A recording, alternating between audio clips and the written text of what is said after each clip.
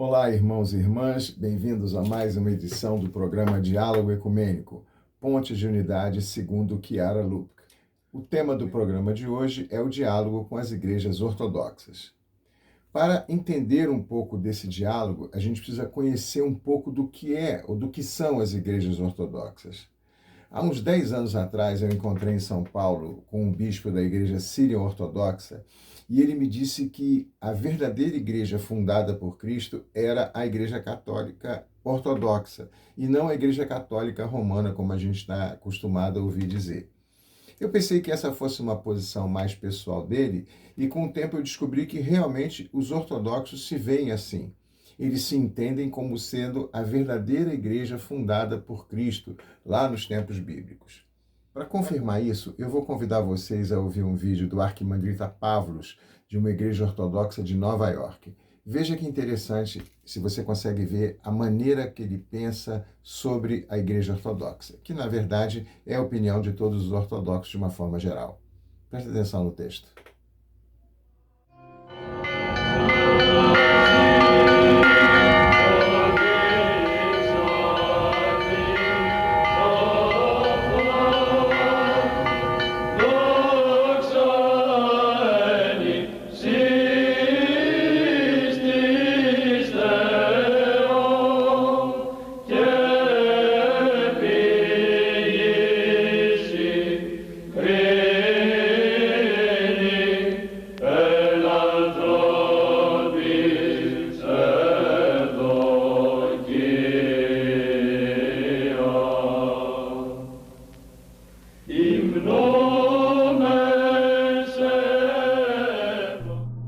Olá. Com a ajuda e a graça de nosso Senhor e Salvador Jesus Cristo, estamos aqui juntos com vocês hoje, mais uma vez, para apresentar e introduzir a fé ortodoxa e a Igreja Ortodoxa. A ortodoxia, que afirma ser a única santa Igreja católica e apostólica, e que se declara como a Igreja autêntica existente hoje, após 2000 anos, que existe hoje por um propósito específico: apresentar a toda a humanidade o único caminho para o conhecimento de Deus. Bem, como disse em nosso último programa, que é muito difícil para muitas pessoas aceitarem essa doutrina que nossa igreja representa, e diz a todos que há apenas uma verdade sobre Deus, e que há apenas um caminho para o conhecimento de Deus, e que não há muitos caminhos para Deus. Nós sabemos muito bem que o mundo prefere ouvir a pregação e os sermões do ecumenismo. O ecumenismo, que é aquela doutrina que identifica todas as religiões em um mesmo plano e afirma que todas as fés representam o mesmo Deus, que todas as teologias, na verdade, levam os homens ao conhecimento do único Deus. Bom, a ortodoxia se opõe a isso. Por que nos opomos a isso? Por que a ortodoxia é tão distinta das outras crenças de todas as outras doutrinas? Bem, podemos dizer que a ortodoxia não especula sobre Deus. A ortodoxia não é uma religião especulativa. É uma religião empírica, o que significa que a ortodoxia se baseia na experiência que os santos tiveram com Deus, que os profetas tiveram com Deus, que os apóstolos tiveram com Deus, que os mártires, os padres e os ascetas, e todos os coros de arcanjos e as hostes celestiais e todos os santos da igreja, com a experiência que todas essas pessoas santas tiveram com Deus. Essa é a base que a ortodoxia possui. A ortodoxia não especula sobre Deus, como fazem muitas outras religiões. Ela não filosofa sobre Deus. A ortodoxia não tem sua base na filosofia. Baseia-se na experiência da glorificação que os santos recebem de Deus. Para nós do Ocidente, é um pouco difícil entender a fé ortodoxa, porque ao mesmo tempo é apenas uma igreja ortodoxa, na verdade ela é dividida em vários patriarcados. São igrejas, vamos dizer assim, igrejas nacionais. Tem a igreja ortodoxa grega, a russa, a romena, a polonesa, a síria, por aí afora. Mas o que a gente precisa saber para entender a questão da ortodoxia é que no primeiro milênio da igreja, nos primeiros séculos principalmente, a igreja tinha uma estrutura chamada de pentarquia, na qual 5 bispos de grandes cidades, de centros importantes do cristianismo, eram colocados como um bispo de uma categoria um pouco acima dos demais. Eles eram chamados patriarcas. Desses 5 bispos, 4 eram no Oriente. Na Turquia havia o bispo de Constantinopla. No Egito, o bispo de Alexandria. Na Síria, o bispo de Antioquia. E na Palestina, o bispo de Jerusalém. Apenas um bispo ficava no Ocidente, que era justamente o bispo de Roma, na Itália. Com o passar do tempo, a importância do bispo de Roma foi crescendo e as divergências doutrinárias entre esse bispo de Roma, que mais tarde seria conhecido como Papa, e os patriarcas orientais foi aumentando. As divergências entre essas igrejas foram muitas. Por exemplo, os ortodoxos não reconhecem a existência do purgatório, não existe o celibato obrigatório para os sacerdotes, os ortodoxos não aceitam a veneração das imagens, apenas de ícones. A relação entre o Jesus e o Espírito Santo também é diferente entre os ortodoxos e os católicos romanos. E as diferenças vão além, como o uso do calendário e até mesmo o uso de barba pelos sacerdotes. Essas diferenças, essas divergências, foram causando cada vez mais distanciamento entre as duas igrejas. Para você ter uma ideia, em 867, o patriarca Fócio excomungou o Papa São Nicolau I. 2 anos depois, em 869, o Papa Basílio I excomungou o patriarca Fócio.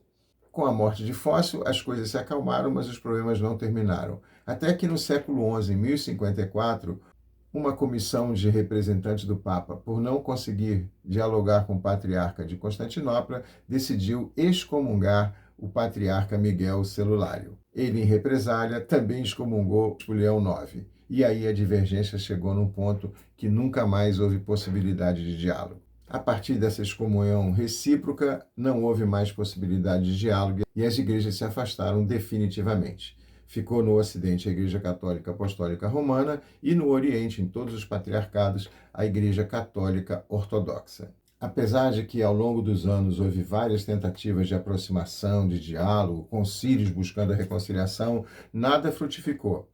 Até que 1010 anos depois, em 1964, o Papa Paulo VI se encontrou com o patriarca de Constantinopla, Atenágoras I. Então, há 60 anos atrás, houve finalmente um encontro e o início de uma pacificação entre católicos e ortodoxos nas pessoas de Paulo VI e Atenágoras I. Vamos ver como isso aconteceu. Em Jerusalém, o abraço entre Paulo VI e o patriarca ecumênico de Constantinopla, Atenágoras I, marca o início de uma nova história depois de séculos de separação.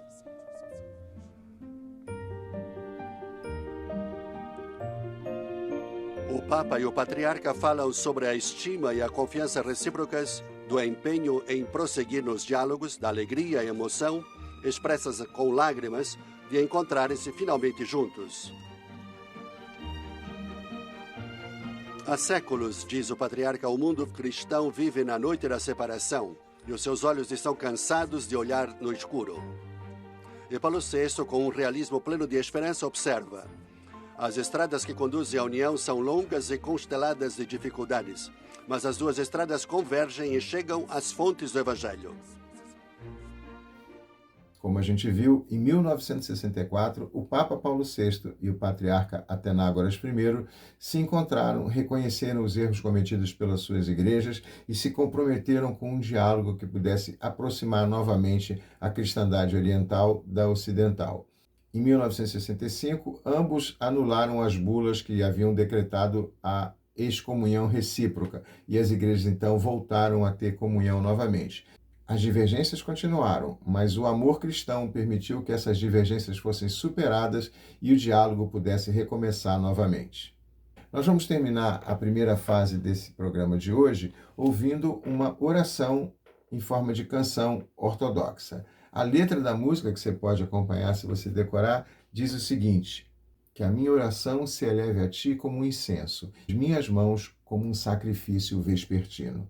Vamos terminar orando, cantando, como fazem os ortodoxos.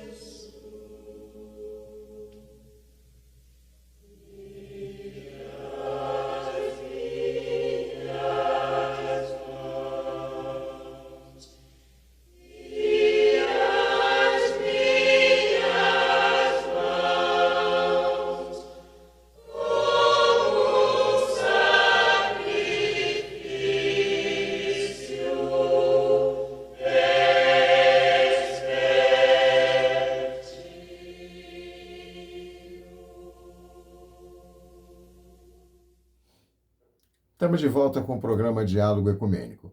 Na primeira parte, nós falamos que o Papa Paulo VI e o Patriarca Atenágoras, depois de mais de 1000 anos de separação entre as duas igrejas, voltaram a dialogar.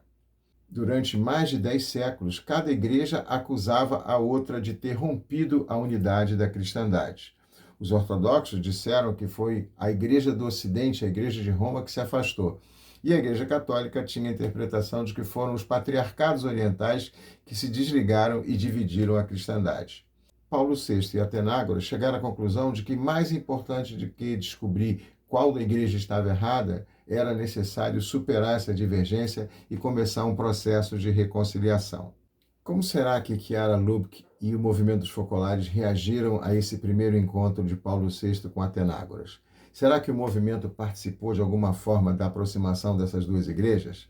Vamos ouvir um vídeo no qual Gabriela Fallacara, diretora do Centro Uno, e Eli Folonari, secretária pessoal de Chiara, narram o que aconteceu entre os contatos de Chiara com Atenágoras. Vamos ouvir. 3 anos depois, em 67, Chiara Lubich também se insere nesta página e que permanece uma das mais belas da história do diálogo ecumênico. O relacionamento de Chiara com o patriarca Atenágoras I começou por intermédio de um religioso. Padre Ângelo Beghetto, conhecido como Padre Nazareno, era superior dos frades conventuais em Istambul e teve a possibilidade de conhecer o patriarca Atenágoras, o qual, escutando-o falar de Chiara, lhe confiou: "Quero conhecê-la." Chiara respondeu rapidamente a este convite e no dia 13 de junho de 1967, no Fanar, na sede do patriarca, aconteceu o primeiro encontro. Entramos. Quando estávamos ali, Padre Nazareno me apresentou e disse: "Aqui está a senhorita Chiara Lubich." E o patriarca, levantando os braços, me disse: "Eu a esperava. Sabem o que ele me disse no final da conversa? Agora você tem mais um discípulo." O clima era como aquele de dois carismas que se encontram.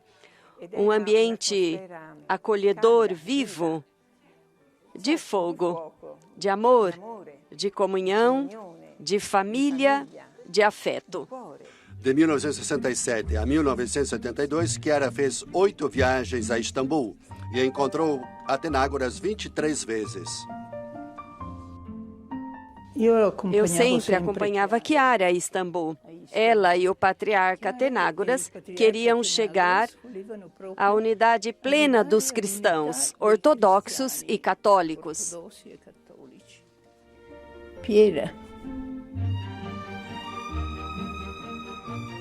Lembro-me que era o dia 25 de março de 1971.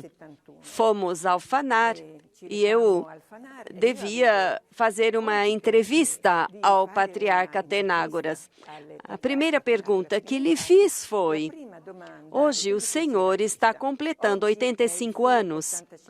Pode me dizer qual é a recordação mais bonita da sua vida?" Ele me respondeu: "A recordação mais feliz é o encontro com Paulo VI, em Jerusalém, depois de séculos.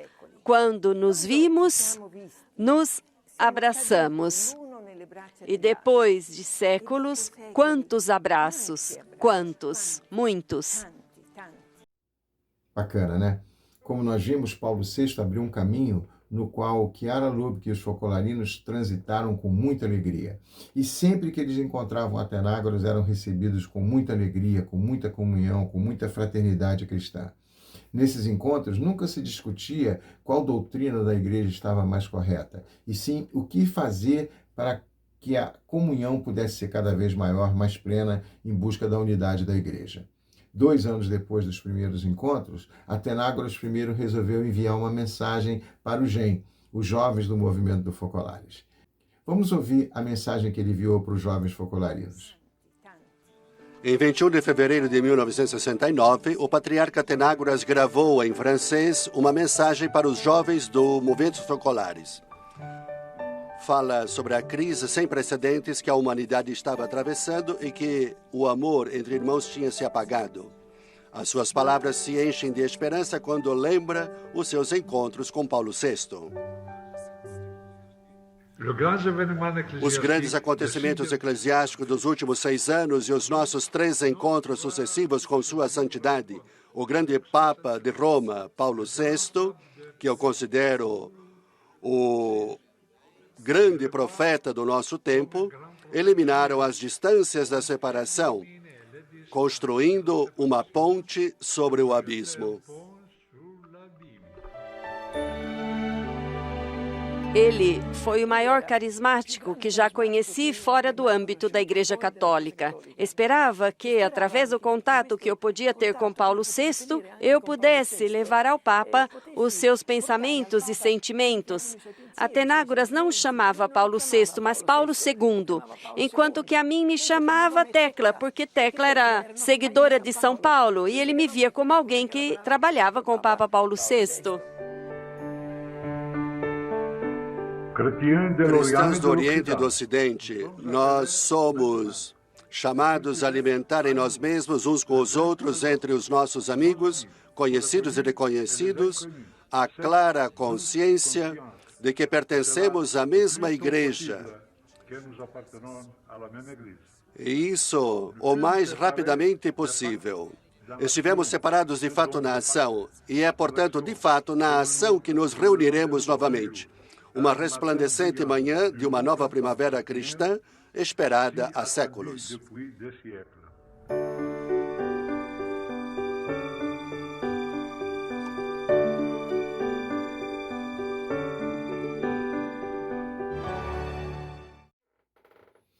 É isso. Como disse Atenágoras, o amor entre os irmãos havia se apagado. Mas era preciso caminhar por essa ponte que foi construída sobre o abismo. Olha aí as pontes da unidade. Derrubado o muro e construída essa ponte, todos os papas que se seguiram a Paulo VI continuaram esse caminho de conciliação, de diálogo, de fraternidade com os irmãos da Igreja Ortodoxa. As diferenças continuam existindo, mas o amor faz com que as igrejas consigam superar o que as dividem e trabalhar juntos em prol da unidade da Igreja. Nós vamos encerrar o diálogo ecumênico de hoje ouvindo uma música que muitos de nós chamamos de o hino do ecumenismo brasileiro. A canção se chama Alto Preço, do pastor Asaf Borba.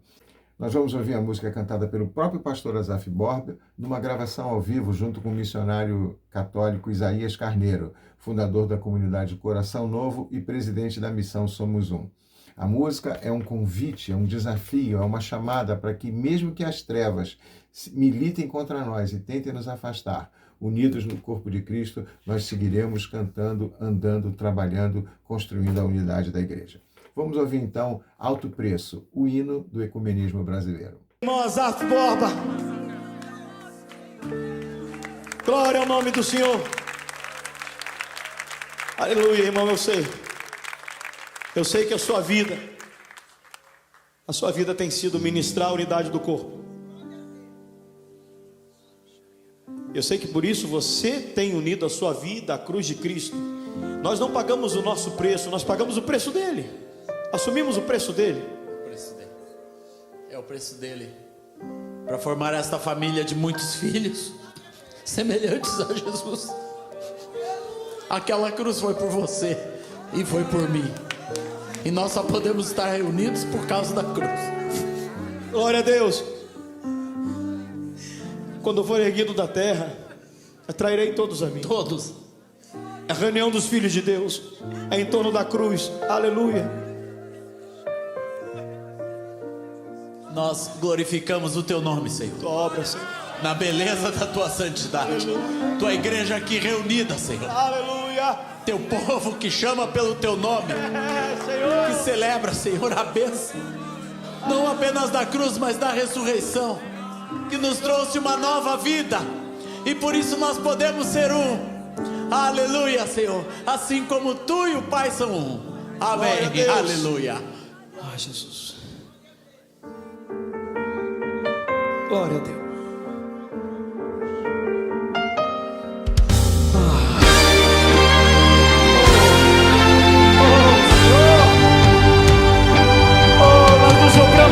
da tua cruz, e diante do teu sangue, da tua cruz somos um, Senhor. Somos a tua família, somos a tua igreja, somos os batizados, Senhor. Eu sei que foi pago um alto preço, aleluia, para que contigo eu fosse um meu irmão. Quando Jesus derramou sua vida, Ele pensava em ti, Ele pensava em mim, pensava em nós.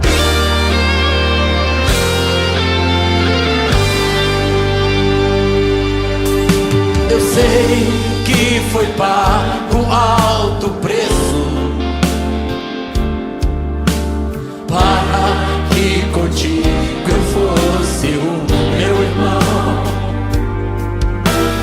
Quando Jesus derramou sua vida, Ele pensava em ti, Ele pensava em mim, pensava em nós. Glória a Deus! E nos via redimidos por seu sangue, lutando o bom combate, lutando o bom combate do Senhor. Lado a lado, aleluia, lado a lado, trabalhando, sua igreja edificando e rompendo as barreiras pelo amor da igreja. E na força do Espírito Santo nós proclamamos aqui que pagaremos o preço de sermos o coração do Senhor. E por mais que as trevas militem e nos tentem separar, com os nossos olhos em Cristo unidos iremos andar.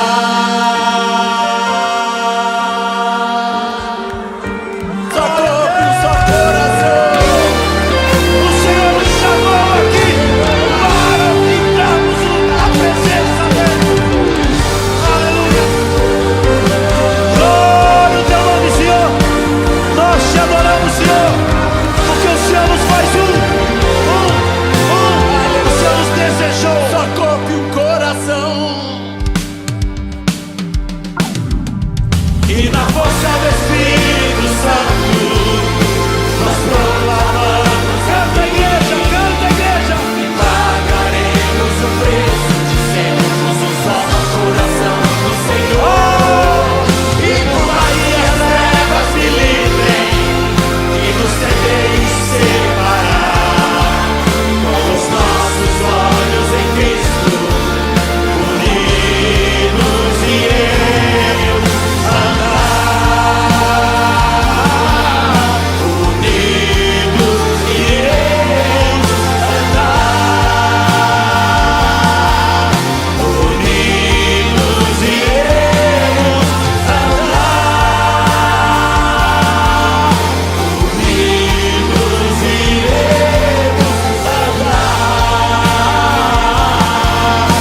Unidos iremos andar.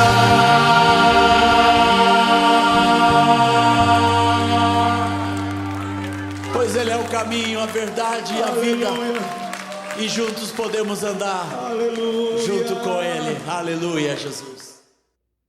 É isso, gente. Assim a gente chega ao fim do Diálogo Ecumênico de hoje, na esperança que o programa tenha servido para a sua edificação e que você se fortaleça nessa tarefa de ser um construtor de relacionamento, um construtor de pontes, e que a unidade seja um alvo para você, assim como é um sonho para o Senhor Jesus, que orou para que todos fôssemos um, a fim de que o mundo cresça. Até semana que vem, se Deus quiser, e saudações ecumênicas. Fiquem na paz.